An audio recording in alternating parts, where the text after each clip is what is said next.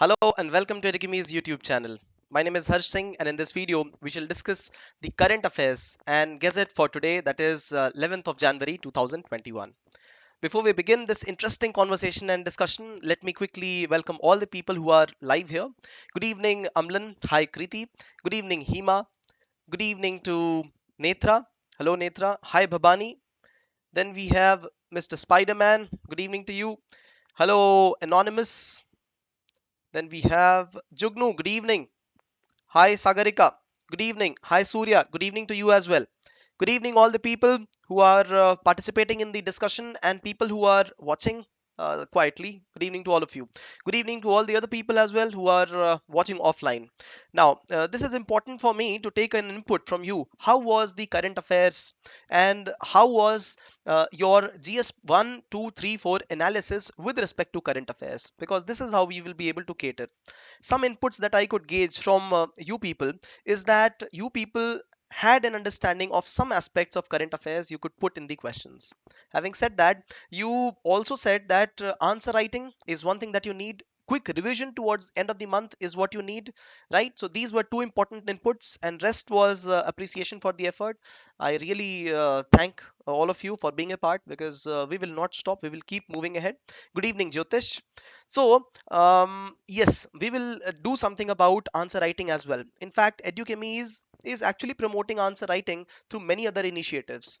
So, they are for the students who are a part of our team. And I am one of the persons who have been designated the responsibility of assessing what came from Edukemy's resources. And in fact, I'm so happy to share almost 18 to 19 questions in all of them, in all the papers, especially GS 1, 2, 3. They directly came from main support program or the gazette or Cosmos or test series, directly focused. That's what I want to say. Reading theory is very good, yes, understanding the basics is great, but getting to the point, that is important. So the idea is to ensure that, see, this is a course that we have here, current affairs, is for you to help supplement GS paper 1 to 3 and prelims exam, right? Your current affairs, capacity building, your awareness, critical thinking skills. However, we need additional skills to be able to write them, to be able to comprehend what is more important in answer writing. To have a practice. So, for example, if we meet here Monday to Friday, we meet here for current affairs discussion. On the other hand, there are scheduled programs for answer writing. You have to just get into that structure. This is required, and that is why I'm sharing this part. All right. All right. 4J, hi, good evening. All right. Jugnu says, sir, I think GS 123 paper can be cracked by Edukemy's daily gazette. All right. Do you think so? I think so. And in fact, there are other initiatives also, but anyhow. So let's begin this conversation. All right. Um, Now, today on the Gazette, what do we have? Current affairs, we have three articles, update articles from the Snapshot section. One on the progress of National Air Quality Program. Right. So, what is the update? This was asked in the exam, and we had done this. So, what are you going to do right here? We will understand what has been the update on this specific program. Right. The second one is China calling itself a developing country. What are the issues with it? In fact, not only China, India does it. China does it. If you will be surprised to know, Singapore also claims itself to be a developing country. What pretext? We will understand. This is all in respect to trading in WTO norms, right? So we will understand. Very interesting. And the third one is operationalizing the gold exchange framework. Gold exchange framework, right? We have done this. Now this is an update on this. I will also share some background of it. This day in history dedicated to one of the sons of the soil, Lal Bahadur Shastri, the second prime minister of our country. No story will be less to explain the kind of man he was, a brave man. And this is the day he passed away in Tashkent, capital of which country? Anybody? Good evening, Sam. Good evening, Ashish. Good evening to you. Feature news for today is on a very interesting topic, media and issues of responsible reporting. So Amlan asked me a question: is media reporting biased because of the muscle power or money power, or what could be the reason? we will understand, we will dissect the whole topic in details here today, and we will understand what is the meaning of responsible reporting, how, what are the ways it can be done, and what are the recommendations of the government, 2021 recommendations, if you remember, for social media, OTT, and digital, and the companies working online, right? So we will understand that as well. Image of the day on gateway to hell. Now, this is one of the craters where fire is burning, right? And this crater reminds me of the three images that we had shown to you in the gazette, in the current affairs gazette, and the question in the UPSC exam was exactly that, right? You had to talk about the important places where volcanoes were erupting in the year 2021. I was happy to see this. See, this is where these small articles also form such a big input for your studies, right? So one could attempt a question like this. We had covered one of the earth, volcanoes from west of America, if you remember, South Africa, if you remember, Galapagos Island. We had covered one from the Javan Islands, and we had covered another one. I think that was from Africa, right? From inside Africa. So three of them we had covered, and this is what was the question around. So today we have image gateway to hell from Russia. Very interesting, a very interesting image for today. All right, Uzbekistan. Absolutely, you guys correct. Absolutely.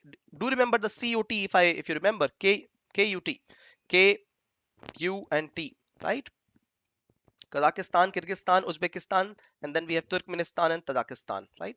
All right. Then we have the four terms for today. They being one, the bridge over Mahakali, right, between India and Nepal, and then we have India to become the third largest economy in the nominal ways, right? Largest economy, surpassing Japan by 2031.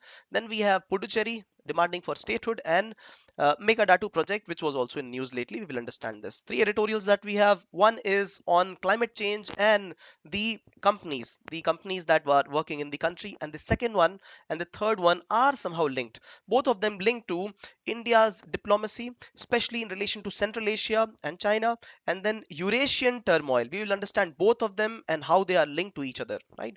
Today's case is on a person who has been uh, doing agricultural tourism in Maharashtra. Very interesting case. So let's start this conversation. All right. All right. Okay. Yes. Yes. Mount Merapi. Okay. Great. Thank you, Jognu. All right. So the first article that we have for today is on progress of national uh, Clean Air Program, NCAP. It was launched by the government 2019. The idea was to ensure that the particulate matter, especially particulate matter 2.5, its proportion is reduced in the country by 20% to 30% by the year 2024. देखो इतना ही data याद रखना है बस. This much is the data. Rest of it you can include in some other aspects, right? Some other aspects of analysis, right? One more data if you want to remember, right? 90% of the WHO has said 90% of the population of the whole world, it resides in polluted areas according to WHO norms. 90% of world's population resides in polluted areas, right? Now, this NGO, which is Center for Research on Energy and Clean Air, this has said that there has been a shoddy, poor implementation of National Clean Air Program. This program was initiated to reduce the particulate matter. However, it has not resulted effectively. India has 22 of the 30 worst polluted cities in the whole world. Okay, any of the one two data that you remember, it is going to prove your point, right? This is the point that I'm communicating. So this is what we have written here. And certain pollution mitigation strategies, did we cover them? Oh yes, let me show them a few of them to you very quickly, so that they are also a revision for you, right? So when you look at uh, yes, we covered the WHO updated guidelines. Now, updated guidelines have ensured to say that there'll be more stringent norms. There'll be more stringent norms for particulate matter 2.5. Earlier, the daily average of particulate matter was 2.25, and now the stringent norms have called it to be 15. Right, so more stringent, and then India has not reduced these norms, but WHO has reduced. So we had explained this particularly, and not only for 2.5, PM 10 and other particulate matter and other particles as well, right? So these were what we had updated, and we had also shared with you another action plan, winter action plan for Delhi. We also shared with you another article on GRAP measures, graded response action plan. Jab pollution, particulate matter, if it increases in the society, so how is the government going to regulate the activities, industrial activities, commercial activities, school going kids? What is the government going to do?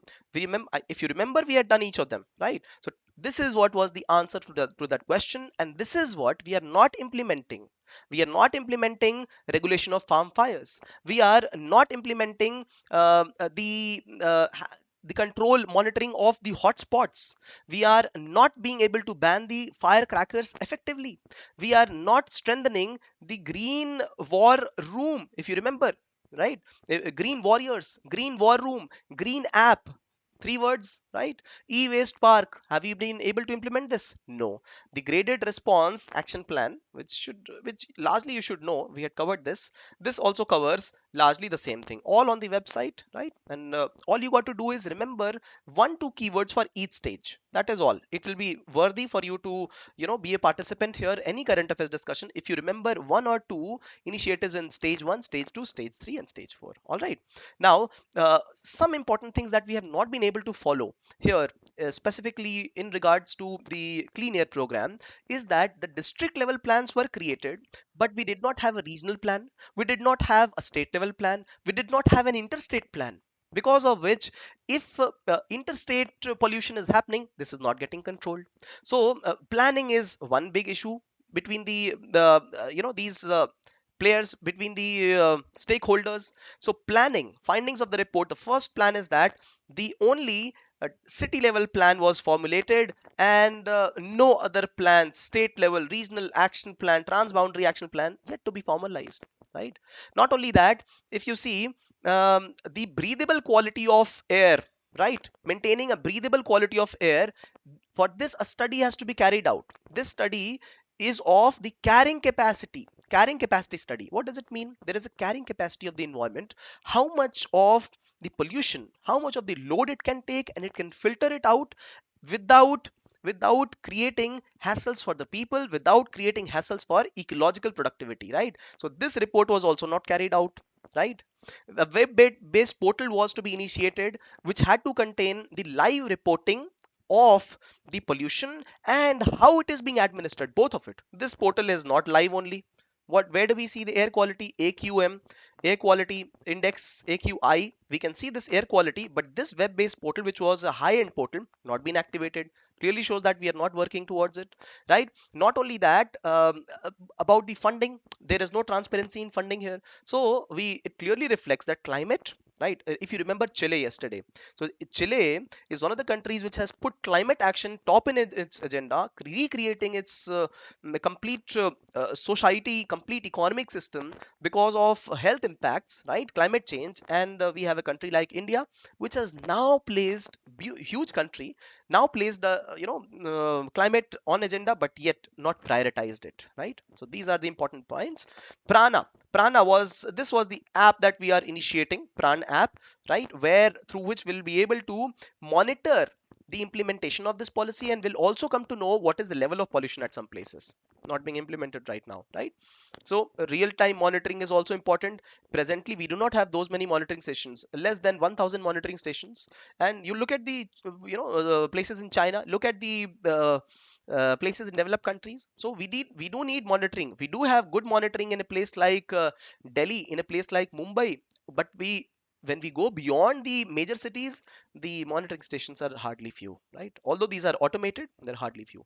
So what do you cover from this article? What do we cover from this article is some excerpts from the past National Clean Air Program. What is the kind of dirty air we live in? Some data about it, you remember that, you keep it note of it. And then what is the agenda of this plan? That is to reduce the pollutant level 20 to 30% in particulate matter level. What have been the issues, right? So the issues have been all these. This is this is what was a part of the answer, right? Exactly on the answer, in fact.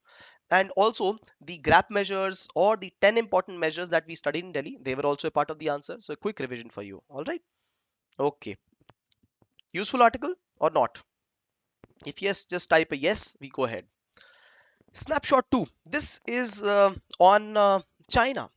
Very interesting. China is a country which claims to be of developing nature, developing stance. The country with such uh, high proportion of forex reserves, right? More than 6 times forex reserves of India.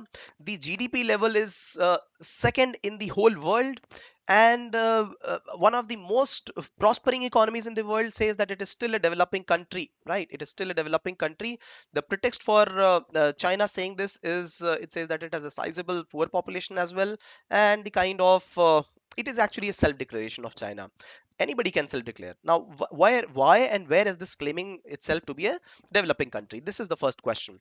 So I would like to answer this question. It is at WTO, World Trade Organization platform. It says that it is a developing country. Not only China, India also says developing, Singapore also says it is a developing country. So all the countries have got different claims. For example, Singapore claims that it is a developing country because it has got least resources. It is an island country, and its whole economy is dependent only on trade. But imagine Singapore being a service driven economy. Whole lot of services, financial services of the whole world are located in Singapore, right? One of the major FDI destinations for India, including Mauritius and other small islands, right? Singapore is one of the major destinations for import of finances in India, right? FDIs. So Singapore claims, but Singapore was requested to withdraw the status by itself, so it did withdraw. It has agreed to withdraw. India says it has sizable population of poor people living in the country. It has to ensure that they are dependent on them, and then it carries out many kind of policies to help them. So one policy is the subsidies that it provides, right? Right, if you remember, 10% plus subsidies India is being provided, the differential treatment, the treatment in the various boxes of WTO. India gets it because it is of developing nature. Similarly, India also says that it has a sizable population where it has to redistribute the food. So this is how India claims to be of developing nature. China also says we are developing, but if you see, as I compared India's and China's the reserves, forex reserves, the kind of economy they have, China nowhere should be developing. China claims itself to be upper middle income nation, but developed countries have started, they have started poking China on this. You have got such good reserves in the economy, purchase so many receipts and debt receipts from USA, and you claim yourself to be a developing economy. Now this is the issue. In WTO, any country can itself claim to be of developing nature, right? But WTO members will then, they'll get back to them later. And what do they get? The advantage that developing countries get is some kind of differential treatment with regard to trades, right? So for example, the kind of tariff will be reduced for them, right? They will have open access to other countries. Less tariffs will be there for exporting their items or importing in the receiving countries. So this is how they'll be able to increase their international trade, right? Okay, so look at the per capita income of China. It is to the tune of $10,000 dollars in 2020, and India is only $2,000, right, per year. And this is 5 times more than China, 5 times more than India. Because of this, the developed countries have started to point out at China. And don't you worry, they will start pointing out at India also. Why? Because the point of contention is that it is not about developing or developed. The actual politics is about the trade in goods and products, right? All of them want that the economy should be more liberal and open. India wants to protect its economy. For example, some textile sector economy, some MSME sector, it wants to still put in the reserve list. What about agriculture products? Now see, India is also a service driven economy, and India is competing very well in the international arena. Pharmaceutical products, very well competitor. It's one of the best ones to produce generic medicines around the whole world. So when we talk of these kind of services, which India is providing to the whole world, the developed countries are little irked that you provide these kind of services, take hefty money from us, and then you say you are still developing. So you have to remove this kind of status from yourself. Right now they're targeting China. Slowly they'll target a country like India also. India has been mentioned on this. We have covered an editorial also on this. All right. So this is the update from here, and moving on to the third snapshot. Uh, Surya says Kazakhstan and China have the same per capita income. Okay, all right. But hi, Ankur. Good evening to you. All right. But I would like to mention one important thing here, Surya. When you talk of the per capita income of Kazakhstan and China, there is one prime difference between Kazakhstan and China. Kazakhstan has got a population of 2 crores people, and China has got a population of 140 crore. Imagine that. Kazakhstan is a country with huge mineral deposits, huge resources for natural gas and petroleum, right? And yet, if Kazakhstan is going through a turmoil right now, it is because of the ill managed inequity in the country, right? So, inequity, the Gini coefficient is high here in Kazakhstan, not that it is not high in China. In China, also, it is high, right? Just a quick comparison of the kind of population and the resources that both the countries have. So China also has got resources, the rare earth minerals, and then we have ice pellets, carbon ice pellets. If you know, they are still finding them out. So this is a quick comparison. And yes, Chile. Chile is another country with the population of 2 crores. You should try to remember these are large countries with small population and huge resources, right? Okay. Moving ahead to the third one. The third snapshot is on framework for operationalizing the gold exchange. See, we have covered this. Gold is an important import for the country, okay? And why so? Our cultural values, norms. What do we want to do? We want to purchase gold and keep it, है ना? बेटी की शादी है. यही तो common है. This is the common alibi, Not that I am favoring all that, but I'm just saying this has been the cultural norm in the country. So gold is an asset.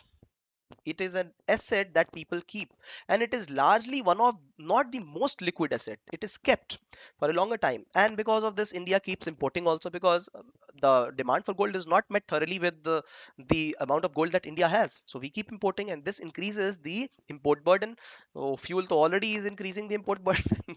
Gold is also adding to it. So these are major headaches for everybody, for the government only. So what does the government do? Government says, if you want to invest, only invest in some other forms of gold, no? So why not have paper gold, right? So they've created assets like through gold monetization plans. They have said introduce an asset like gold bonds, right? My father has actually purchased gold bond for me. He has purchased gold bond, so few grams of gold can be purchased on paper. And we do not, it does not mean that it is gold, it is just paper. But when I have to sell it back, it will sell back at the same rate as of gold in the market. It will also give me a return of 2.5% on my investment, right? It will also ensure that if the value of gold when I purchased it was 25,000 rupees per 10 gram, and then the value of gold increased to 40,000 rupees per gram, this value increase also I will get, and then interest also. Is this gold bond not good? Yes, it is very good. There are, so one, you can purchase the physical gold, you can sell it, but in this only the value difference you will get. You will not get that interest rate. Pakka, you got this? But in bond you will get that. The third way, so one is bond, the second one is physical gold, the third one is, if you have already purchased gold, government also introduced the scheme of gold loans or gold monetization, right? आपके पास gold है, you monetize it. How do you monetize? You put it in the market. No, you put it in the market, you will get some loan on it, you will get some loan value on it, you will also get the price rise when you get it back, right? So gold monetization. But this is not beneficial, right? Another one is the gold exchange. What is it? So if you have purchased gold, if you have purchased gold, right, physical gold, what do? We go and keep it in a gold wallet, gold wallet, or if you have seen that series Money Heist, we keep it in those huge lockers, right? Those security driven lockers. We keep these gold here, and these are, there are standard gold, and once they are put here, then I will be getting receipts, gold receipts, right? Gold receipts I will be getting, and I will be able to trade these receipts on gold exchange. Just like we have national stock exchange, thus we have, just like we have a Bombay stock exchange, we will have a gold exchange where we can trade this receipt. We can purchase it, we can sell it off, we can purchase it from other people, we can have, so a standard value of gold will be kept here. The it a standard value will be traded also. I think 1 gram, 2 gram is the minimum that can be traded and kept, and then 10 grams, 5 grams, something, these are the quantities that can be traded. So point being, which is the most favorable? The most favorable, according to my understanding, is the gold bond. Now see, in the gold locker, if you keep the gold in locker, we have to pay for this locker also. So when we get the increased value of gold, we will get it. I agree, but we have to pay for the locker fees here. But we do not have to pay for any bond here. We get interest also. This is the best thing to invest in. But if you want to purchase physical gold, all right. If you want to monetize gold, in case you are in need, do that. In case you have purchased gold and you want to use the gold exchange, yes, do it. But you can also be a trader here in gold exchange. Now what does it do? It monetizes the asset of the nation as a whole. Is it not a good thing? If the gold is monetized of the whole country, this is very good, because see, in bonds I could purchase, keep it with myself, but here all the gold is being traded. So gold will become a mobile asset, and then demand of gold for import will further reduce. ठीक है, समझ गए? All right. Okay. So Surya says it is just mental security of having gold. It is not useful for economy since money won't circulate in economy. Yes, but any asset can be monetized. Yes, I agree with you that gold does not provide food, but monetizing gold will provide food. Right? If gold is monetized, then the whole economy will run hot. Anything will run hot in case it is monetized. And this is where the scheme looks to be quite good. So in this scheme, the idea is to ensure that minimum quality of gold is maintained, and there are three steps, three tranches in which this will run. So first of it will be conversion of creation of electronic gold receipts, EGR. Through this physical gold, I will go to the place where this gold will be standardized. It will be checked. If it is standard, then it will be kept in the gold bank, right, in the wallet, in the high security vault. And after that, I will be given the receipt, electronic gold receipt, which I can trade with people. And later, if somebody else has it, or if I still have it towards the end, I can get it converted to physical gold. So these are the three tranches in which this gold trading will happen, right? So a great thing, right? This is the new framework. The three tranches have been explained, and I have explained to you that in a shorter way. All right. So this is the update from here. Was it beneficial? What I explained, was it beneficial for you all? All right. Gold bonds can be transferred or traded.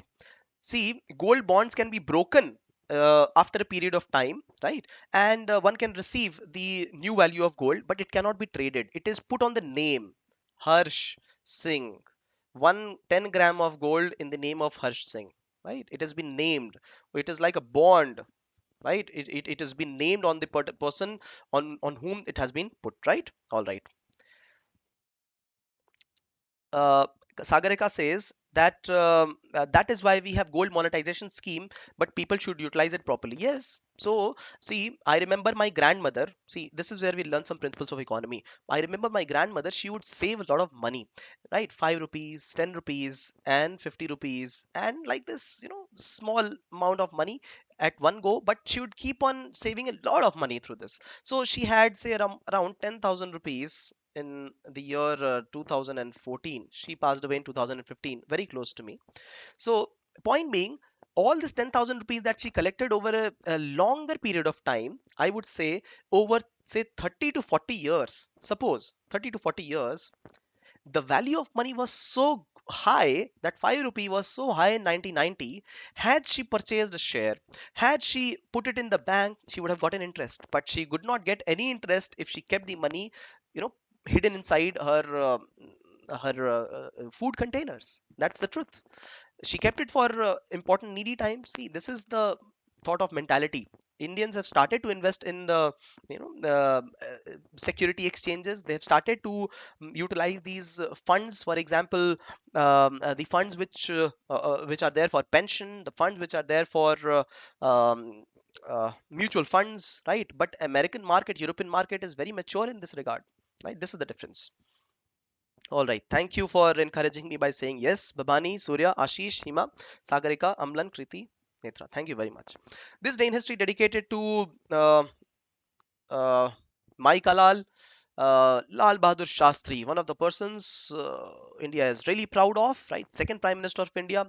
Many stories around him, right? When he passed away, he hardly had any assets. Even as a Prime Minister, he hardly had any assets, right? It could only be after becoming a Prime Minister that he could purchase a vehicle for himself. And his children, he hardly could pass on as legacy in terms of money to his children. Not only that, there are many stories about him. For example, he would swim across the river to be able to go and study, right, in schools. And there were times when he had heard speeches, right? So he heard one of the speeches from Mahatma Gandhi and asking people to dedicate themselves towards the nation, non-cooperation movement, and he left his examination and went ahead, right? So he was also briefly jailed for a short period. So slowly and steadily he became a very important national figure. And if you remember these times, see, he passed away in the year 1966. Very, very crucial time for India, externally, internally. So war with China, if you remember 1965, war with Pakistan in the year, I'm sorry, 1962 was with China, and 65 was with Pakistan, absolutely. And then this was a critical phase for India, and he became the prime minister immediately after passing away of Jawaharlal Nehru, right? So hardly a couple of years as prime minister. And then when after 1965 war, when there was an international pressure for India and Pakistan to resolve the matter, they both were called, Indian premier and Pakistan premier Mr. Khan, they were called to Tashkent. And this is where Tashkent agreement was signed on 10th of January 1966. The next day he passes away, right? It is still a mystery. If you want to know more, you should watch the movie Tashkent Files. Kent Files. It reveals something that is still considered as a conspiracy, right? Because after his passage, it was Indira Gandhi who led, and then there were further renewed and reinvigorated associations with the socialist economy, right? So what did he give? These were the times of internal turmoil also. We were importing huge quantities of food grains, and this is where he said Jai Kisan and Jai Jawan. Jai Kisan for agricultural growth, and Jai Jawan for encouraging the soldiers at the borders, right? So this day in history dedicated to Lal Bahadur Shastri, his passing away. Feature news for today is on media and issue of responsible reporting. I promise we will cover this issue in totality, and we will cover various aspects. What are the various ways in which media is biased? Many, many other ways in which it is biased. What is called as responsible reporting? How media forms the fourth pillar, an important part of Indian polity, and what can be done to ensure that media maintains its neutrality. All right, beautiful article, beautifully written, and we will also try to do full justice to it. All right. All right. Kriti says simple living, high thinking. Surya says less financial literacy. All right. Gateway to hell. This is the image of the day, and this is from the Karakum Desert in Turkmenistan, right? So, erstwhile USSR. And during those times when it was still USSR, these were the places where research was happening for excavating some kind of natural gases and reserves. And when they found that a huge quantity of gases was coming out and it could not be found, it could not be, you know, it could not be captured, then why let it escape to the atmosphere? Let it burn, right? So in case methane goes in the atmosphere, it will create effect of global warming. Let's burn it immediately so that the effects are reduced and decreased. This is what is happening at permafrost also. At permafrost, what is permafrost? These are the common things that can be asked any day in the examination, right? Permafrost are those areas in the Arctic, Antarctic, or the third pole, wherever there are, very tall mountains like Himalayas. Third pole is the Himalayan Pamir Knot region.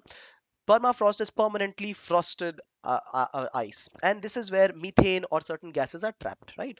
So whenever the permafrost is melting because of the climate change, these gases are getting they get released in the atmosphere, and because of this it causes more global warming. A cause for concern, yes. What is happening at this place in Kazakhstan, Turkmenistan, is that the Russian people, the explorers, they lit this area so that this natural gas would burn. But the amount of natural gas was so high that it is still burning, and that is why this is now called as shining of Karakum. Imagine this, right? So yes, you can note this down, right? A key point of how scientific innovations can actually cause problems in our society as well, right? So this is also called as the burning crater, right? Burning crater, right? The shine of Karakum. All right. So this is the update from here. All right. Terms and concepts. Ravi says melting of ices could also release diseases. Absolutely, because of very very ultra low temperatures, many of the viruses, bacteria, they become immobile, they become dormant. But when the temperatures go high, these melting of ices can release to these kind of diseases in temperate and the polar areas. Absolutely true. So Ravi and Nedra, absolutely okay. New bridges over Mahakali River, right? There are bridges being formed between countries, and these bridges are going to increase better diplomatic relation between two countries. These are actual bridges, and these are mental bridges also between two countries. Which are the countries in news? We are talking of India and Nepal right now. India, Bhutan, India, Bangladesh. Very, very similar strategy to be used. Now, this bridge over Mahakali River, right, which passes from the border regions between India and Nepal.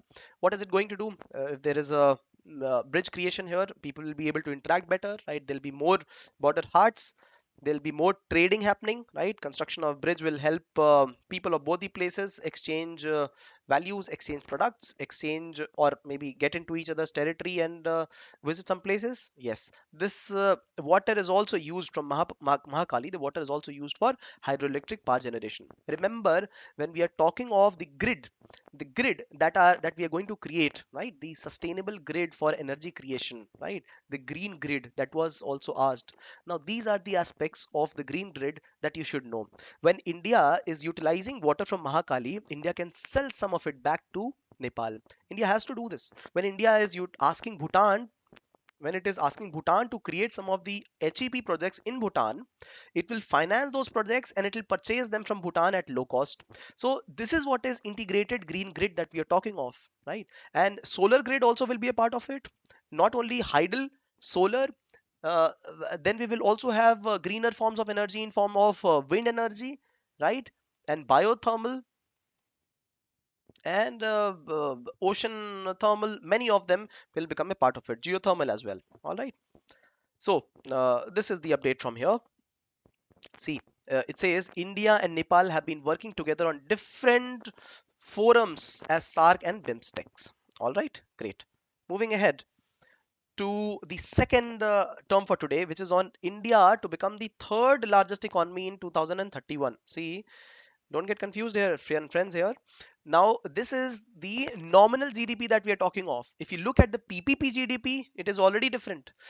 Right now with nominal GDP we are at the sixth position, right? We keep on rotating with the UK in the sixth position. Sometimes it stands tall, sometimes we stand tall by a couple of billion dollars.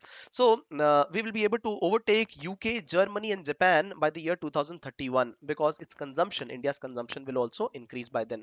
Population demands, and also see, we have a huge population and consumption is less, population is poor. Other countries have got high value of high prices of assets. Also, their population is less, but consumption is very high. So India's consumption will grow in time, and that is why many countries are investing in an emerging economy like India and China, right? Right. So regarding China, if you remember the thing that we had spoken about, developing economy, China is one of the places where maximum developing country investment is falling, and that is why. And if you saw the kind of difference in the per capita earnings comparison between India and China, and the kind of investment China is receiving, China cannot be called as a developing country. That's the contention. But India is still a developing country, right? So it is about nominal GDP that we are talking of. India is already at third position if we consider the PPP GDP, purchasing power parity GDP. What is purchasing power parity and nominal GDP? Do you know the difference? So this is the question. And if you look at the purchasing power parity, you should, these are the catches, no? So in nominal GDP and purchasing power parity, can you tell me which are the countries on top? The country on top in purchasing power parity GDP and nominal GDP on top. Just write that down here. I will be able to acknowledge it. Write down on the chats, right? All right. The third one is uh, Sagarika says instead of burning that particular place, the mountains that we are talking of, she says they can use proper mechanism to utilize the natural gas present in it. I agree with you, Sagarika, but we are talking of 1971. These were the times when nature was never questioned. 1972 was the first time we held an international summit, right, in That was in Stockholm, Sweden, where Indira Gandhi had gone. First time ever. And this is after one of the major crises that was revealed that we would be foreseeing. And then is when 1972 we held a meeting for the first time, right? So 1971 technology and awareness was less, right? We can empathize a little with those people in USSR that time, but yes, it has created quite a havoc right now. All right. So statehood demand for Puducherry. Now, Puducherry is one of the union territories in our country, and it has also got a legislature of its own. But now it is demanding statehood. Now, something special about Puducherry is that it is not located at, it is not uni geographical, right? It is located at different geographical areas. You should remember all the four places, right? Yanam in Andhra, and then we have Mahe in Kerala, and we have in Tamil Nadu Puducherry, and then we have Karaikal. Karaikal, yes. Karaikal is below Puducherry, and Puducherry is just a couple of hours from Chennai. Now, point I'm making here is that people have got the right to determination, and this is where they're asking, please provide us a legislature.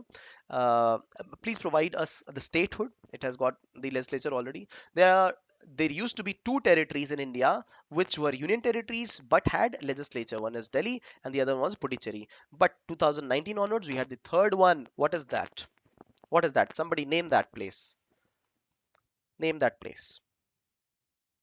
All right. It is Jammu and Kashmir, Union Territory with a legislature. And we also have another Union Territory, newly created, which does not have a legislature. What is that place? We had discussed this. Ladakh, right? They also demand legislature. Yes. They also demand statehood. Yes. Right. Now, this place, Puducherry, it was actually owned by who? The Dutch or the Portuguese? Who? Dutch or Portuguese? Or the French? So we had Portuguese owning the Goa, right, region, and we had the French owning the colonies here, that is the Puducherry, right? So this is where you find the Aurobindo ashram, and the culture here is quite different. They have been asking for statehood. That's why news. All right. So China PPP, absolutely correct. Netra and Jyotish, I appreciate this a lot. Now, everybody, all people who are here online, I'd like to point out this, that a couple of people have been able to spot that very important thing here could be asked in MCQs anywhere in any competitive examination. In nominal GDP, we have USA on top, and then China, and then India falls at fifth or sixth position. Third is Japan, but in PPP GDP, China is on top, right? Purchasing power parity. And we have USA further, and then we have the third country as India, right? Am I correct there? So please note this. All right, very good. French, all of you, absolutely. Sagarika says, new to attend GS class, will watch remaining class later. Thank you, welcome. Welcome, Sagarika. Please go ahead. All right. Moving ahead, all you guys said French, so yes, it is French. The dispute between states like Karnataka and Tamil Nadu is primarily on water, right? Because the river Kaveri, it passes on water to Tamil Nadu from Karnataka. But you know what? The utility of water is so high in both Karnataka and Tamil Nadu region that not even a drop of water it gets out of the Tamil Nadu coast to the Bay of Bengal from the river Kaveri. This is the kind of utility of water that these places have, right? And you see, this has got various impacts, right? The whole river ecology it gets destroyed. Now, what has Karnataka done is that Karnataka has tried to initiate a project called as Mekedatu Project, which is 4 kilometers before the border with Tamil Nadu, and because of this Tamil Nadu is a little disturbed. Now they have said that they're not going to divert this water for agricultural utilization, industrial usage, but for people who will be drinking water from this, and especially for Bangalore city, right? A city which is getting deprived of water, first city in India to get fully deprived of water, that would be Bangalore, right? And they had also initiated a project to create some energy out of it, right? So some reservoir, and this is where Tamil Nadu it said, all right, nothing doing. We are not going to go ahead with this project. This it said to Karnataka.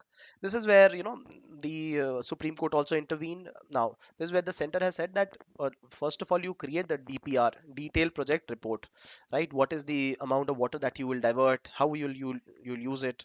right? So these are the issues here. You should know the place, Mekedatu Project, right? Also put it in see, knowing the details is not important. What is important is to know that interstate disputes are happening, right? There are many questions that we had interpreted that could be a part of this the mains examination. One of the questions that I had thought was also that could be on interstate issues. For example, if you remember Assam and Mizoram going through what is state crisis, right? Two states fighting with each other and policemen, local peoples getting killed. Similarly, it happens in south of India as well. They're happening. These kind of issues are happening at various other places also. For example, the issue of Greater Nagaland, right? So this was one of the things that can be asked in exam. This could become an example of it, right? You don't have to study in detail, but know the example. All right. So Aman says, what is the alternative to Mekedatu? What is the alternative? Uh, Efficient water utilization, and there this there is no one sentence answer for what is the alternative, but yes, how much water has to be utilized, and are they going to store it? How is Tamil Nadu going to get approved of some other water facilities? So these are the kind of questions that could be answered. Bilal says, why Karnataka is not making rainwater harvesting compulsory for Bangalore as Tamil Nadu adopted. See, rainwater harvesting, not only rainwater harvesting, we also have the solar rooftop panels. They are necessary to be installed in these urban areas, necessary. And not only that, the ground floor has to be reserved for parking in new constructions. These are necessarily to be implemented in all the urban areas. Leave apart a city like Bangalore and Chennai, this is to be implemented in a tier 3 city as well. This is one of the mandates. Yes, it needs to be regularized, it needs to be ascertained. This is where local authorities have an important stake to play, right? Important stakeholdership. So yes, good point mentioned, Bilal, right?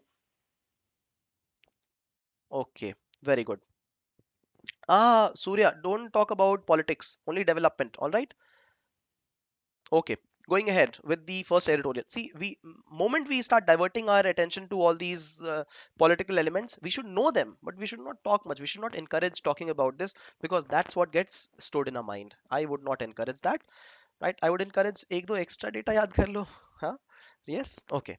Moving ahead to Mohit says, sir, Edukemy में UPSC की fees क्या है? Check on the website. It's there. Please. Thank you. Preparing companies for climate change, right? Um preparing companies for the climate change. This is from the Hindu business line that we have picked up. Now, please know one thing, that the corporates have a responsibility, right? Which is called as corporate social responsibility. Corporates also have some responsibility towards social and environmental governance, right? Um, SEG, right?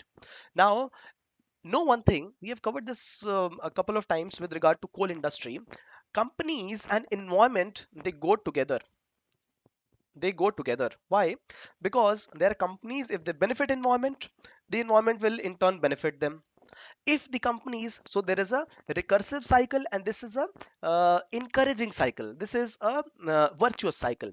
On the other hand, there are companies which destroy the environment, and the environment in turn destroys them, right? So you see, both the relationships are possible. For example, the company like Coal India Limited, right? If it does not diversify its business, if it is still into traditional coal burning, and NTPC, if it does not diversify its business, right, state owned companies, right, if they are into traditional creation of energy through coal, then they are hurting the environment, and in turn environment will hurt them, right? So this is the kind of impact that we are talking of in preparing companies for climate change. And you should be able to thank the government. The government has actually planned, not the political parties, the government has planned a way out for companies like CIL and NTPC, right? So there are various ways in which coal has to be utilized, coal itself has to be utilized to create cleaner energy, right? And similarly, NTPC is initiating the largest of the solar installations in India, right?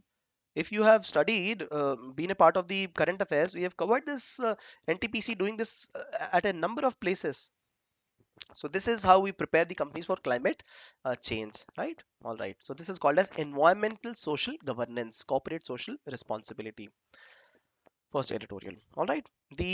Uh, the second and third editorial are somewhat linked, both of them related to international relations, but important, right? So the second editorial says the sale that Indian diplomacy statecraft need, right? Now, this talks of what is happening in the Central Asian region, right? Central Asian region, India has invited all the five Central Asian countries chief to come and attend the Republic Day parade. Nothing is ready right now. The whole Rajpath is not ready right now, and then the project also has been stalled. So let's see if it is going to continue during this Omicron crisis. Meanwhile, the intention has been made very clear. India wants to have better relationships with the Central Asian countries. India has got lesser avenues to reach out, physical reach out, right? Terrain reach out to the Central Asian countries, and they become important, right? Now, this is where it says that China, on the other hand, has intervened increasingly with India, not only during at land borders but marine borders also. And India needs to balance both of them, right? Reaching out to the Central Asian countries and China, handling China and Pakistan in the land borders and its marine borders, both of them. India needs to handle both of them. If you remember, we had spoken that India spends only 14% of its defense GDP in in navy, with navy. So we need to increase this.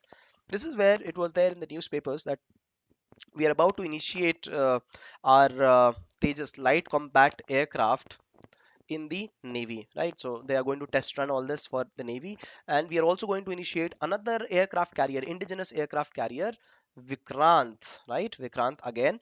We had an older Vikrant. We'll go initiate another one, indigenous one, in the Navy, right? So this is what is the update. The third one is very interesting. It talks about the global position in the Eurasian region, right? So this who are the stakeholders here?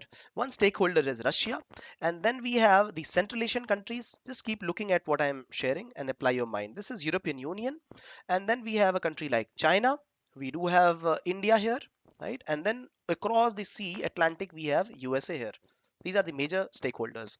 Now, certain economies which are turbulent here are countries like Kazakhstan.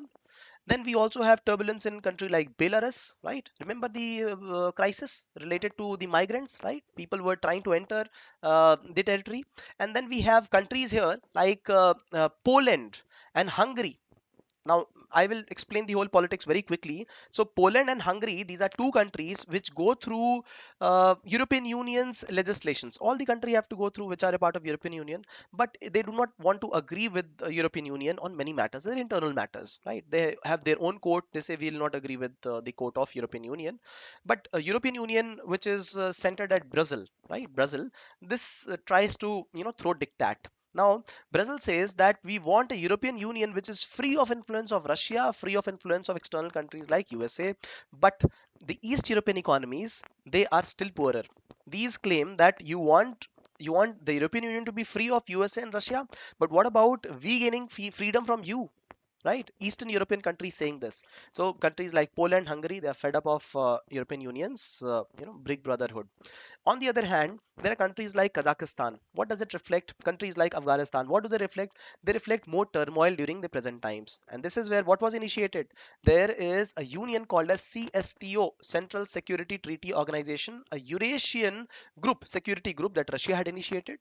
Armenia, and then certain other countries, Azerbaijan, Russia, some of the Central Asian countries are a member of it. So, led by Russia, Kazakhstan asked them this security leadership to intervene in Kazakhstan and help it out. It indicates the kind of supremacy Russia has, despite Russia having an economy which is 10 times smaller than European Union, despite a neighboring China which could not intervene here. China also could not intervene as much in Afghanistan. Imagine Russia having a better intervention with Afghanistan. So this is what it shows. European Union also could not intervene much in Afghanistan, and neither in Kazakhstan. Russia has that kind of influence. If you remember, we had spoken about creating the buffer zones, one complete editorial we dedicated to it. This is how countries do it, right? So Russia is the overpowering superpower here, even as of now, despite lesser of economy. So this is one thing. But Kazakhstan is also not a foolish country. It is also very smart. It talks of multi-vector diplomacy. It will also talk with Russia. It will also talk with other stakeholders. It will talk with India. It will talk with other countries, right? Kazakhstan, you people said no, is a very resource-rich region, right? So this is what they want. They do not want to devalue relationship with Russia, but they want to devalue the dominance that Russia enjoys, right? And also some countries that have gone into democratic backsliding. This is what some European economy, they claim. So this is what is the whole mechanism that is running around in Central Europe and Western of Asia and Eastern of Europe and Russia, right? So if you look at what is happening is the crisis in Ukraine again. What is the reason that Russia is not talking to European Union but talking to Russia? But talking to USA, it is because Russia does not consider European Union to be a bigger stakeholder. So these talks are going to be held very quickly, right? Russia USA has already given an indication that it has a hard line against Russia on this. Russia has also given a hard line of statement. We will discuss that later. So point being that Russia is a major stakeholder, but others are not that small, right? Therefore, the point is to adjust to each other, to de-escalate military tensions. The point is to ensure that there be better, trading mechanisms between these countries and better, softer relations than hard relations. All right. So this is the update. Now, before we get on to yes, Amlan, CS2 intervention. Absolutely. Uh, Amlan Aman says Aman says how China-Pakistan relation influence India's diplomacy. Oh, this is a complete theme in altogether, Aman. There are multiple ways that China-Pakistan relationship can influence India's diplomacy. Multiple ways. It has already affected, right? So India's involvement with Russia, India's involvement with a country like USA. Build a map and then you will see why India is engaging with USA, right? F-16s are available with Pakistan. Yes, the USA fighter planes, and then we also have J-10 from China. China also provided J-10 to Pakistan lately. India has got Sukhois. India has got Jaguars. India also has got French Rafale. So India's engagement is primarily with those countries which are countering Pakistan and China association, right? What about India's association with Israel? What is the kind of relationship Israel shares with Pakistan? Not very, very good. And you should be, and I must tell you that Saudi Arabia reserves its relationship with India, especially because of the kind of relationship it has with Pakistan. So does Turkey, right? So does so that is why a very calculated relationship has to be created for India with international partners vis-a-vis the kind of behavior Pakistan and China depict towards India, right? All right. Uh, then we have, yes, if you like this initiative, do share some love through likes, comments, and shares. This will be very much appreciated, right? And we will keep discussing one by one the questions that were asked. I still remember the three doubts that you had asked. Paucity of time, we will explain them. In fact, I'll explain four important things to you, and very, very shortly, maybe tomorrow. We'll start with Sri Lanka, right? Interesting one. Today's case is that of a person. He's from Maharashtra and he has created work out of devoting himself to the service of people, right? So agricultural tourism is what this gentleman has conducted. We are talking of none other than Pandurang, right? So when we talk of agricultural development, right, there are various places in India this can be developed. There are many small rural areas. I had visited one of them in the state of Meghalaya. This was rated as Asia's cleanest rural area. So the place's name is called as Mauni Long. Mauni Long. Right, a beautiful city located very close to the border between India and Bangladesh. This small rural area is popular for rural tourism. They have integrated ways, whatever you mentioned, water harvesting. Yes, they do have. They have solar energy generation.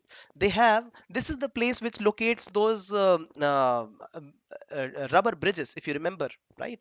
Can you name the rubber bridges? What are they called as?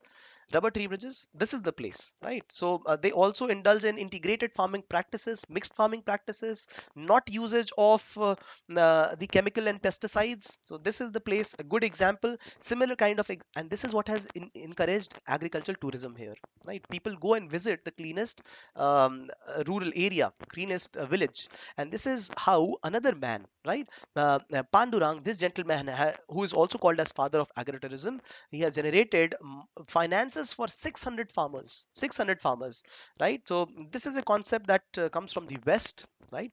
They earlier, destroyed the places, and now they are building these cleaner concepts, absolutely.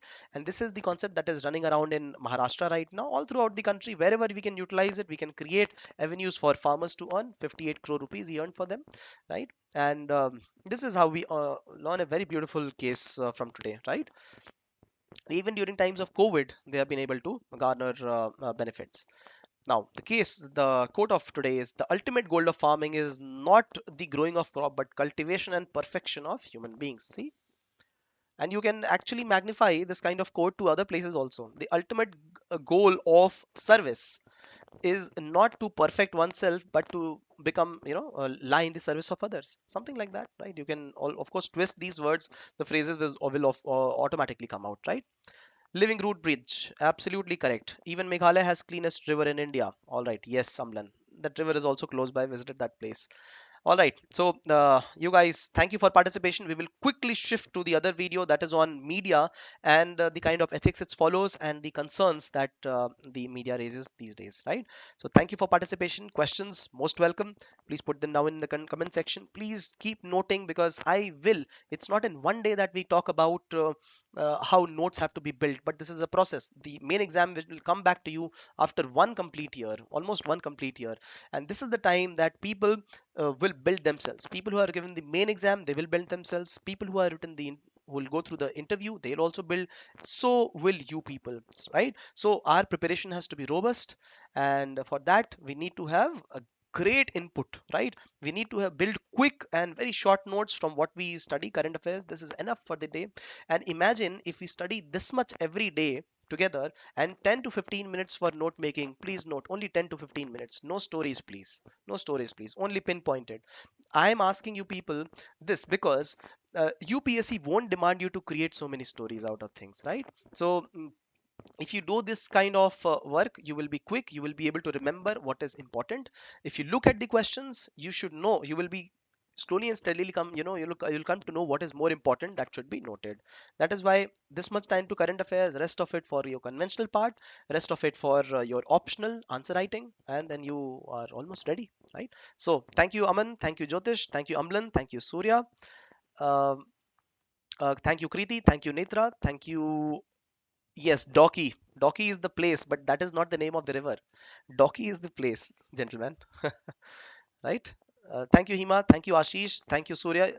Kriti. Doki River. Doki is the place. It is the border between India and Bangladesh. I had camped one day, one night there. Beautiful, beautiful place. And yes, Surya says, what about digital note making, sir? So, Surya, I have explained this in one of the videos. I'll quickly share about digital note making. If you make notes digitally or through analog means, that is through handwriting, so both are good. Digital means you will be able to search for your notes digitally. That's very good. In analog or handwritten note making, you will not be able to search through it. Your memory will come to test, which is very good. It will get activated. However, for a person who is preparing for the exam, I recommend handwritten note making, quick note making. Why? Because the moment we start to write something, it gets stored in the mind. It is very intuitive. It is a rational process, intuitive process, biological in nature. This is why I encourage handwritten note making for you people. But you can always go ahead with digital also. But primarily note making, mandatory note making, A deck principle, A deck.